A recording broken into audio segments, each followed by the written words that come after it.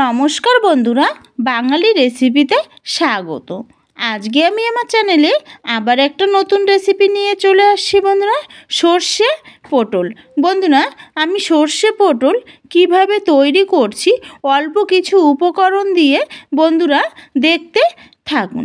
প্রথমে আমি বন্ধুরা পটলগুলো ছুলে একটা প্লেটে নিয়েছি বন্ধুরা, আর এই পটলগুলো আমি মাছ বরাবরই হাফ হাফ করে কেটে নিয়েছি। এখন আমি এগুলো একটা প্লেটে রেখে দেব ধুয়ে পরিষ্কার করে। আর এদিকে একটা আমি মিশ্রণ তৈরি করে নেব। এর জন্য নিয়েছি সাদা সর্ষে 1 চামচ, হাফ চামচ পোস্ত, হাফ চামচ মগজ, আর অল্প জল দিয়ে আমি এগুলো মিক্সিতে পেস্ট করে নিয়ে নেব। বন্ধুরা, আমার পেস্ট করা হয়ে গেছে। আর আমি ওভেনে কড়াটা আমি হাই আঁচে গরম করে নিয়েছি। সেখানে আমি বড় চামচের 1 চামচ দিয়ে দেব সরিষার তেল। তেলটা গরম হয়ে আসলে আমি যে পটলগুলো কেটে রেখে দিয়েছিলাম সেগুলো দিয়ে 5 মিনিট আমি মিডিয়াম আঁচে ভেজে নেব। বন্ধুরা, দেখতেই পেরেছো আমার পটলগুলো ভাজা হয়ে গেছে। এগুলো একটা প্লেটে তুলে নেব। আর বাকি যে তেলটা আছে সেটাতেই আমি তৈরি করব। সেখানে আমি তেজপাতা, শুকনো লঙ্কা আর 1 চামচ গোটা জিরে আর 2টো পেঁয়াজ কুচি করে রেখে দিয়েছিলাম, সেগুলো দিয়ে 2-3 সেকেন্ড একটু নেড়েচেড়ে একটু ভেজে নেব। তারপর আমি একটা টমেটো কুচি করে রেখেছিলাম, সেটা আমি দিয়ে একটু নেড়েচেড়ে নিয়ে আমি আদা কুচি আর রসুন কুচি দিয়ে একটু নেড়েচেড়ে নেব। তারপরে আমি এখানে পরিমাণ মতো হলুদ গুঁড়ো আর স্বাদ মতো নুন দিয়ে আমি চামচ দিয়ে মিশিয়ে নিয়ে নেব।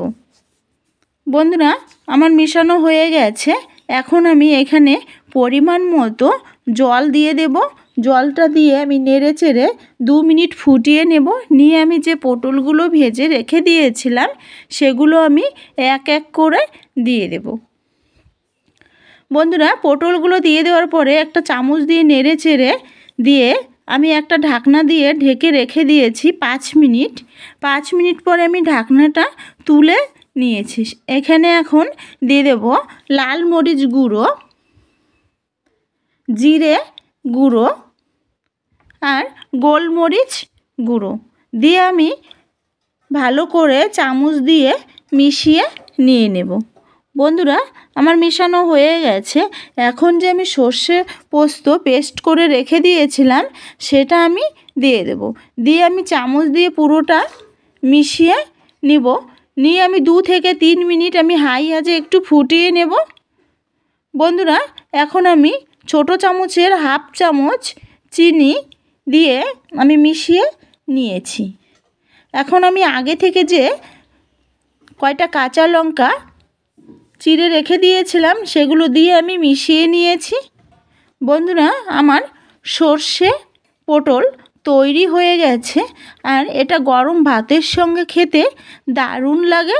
বন্ধুরা, আমার এই রেসিপিটি যদি ভালো লেগে থাকে একটি লাইক, কমেন্ট আর শেয়ার করে দেবেন।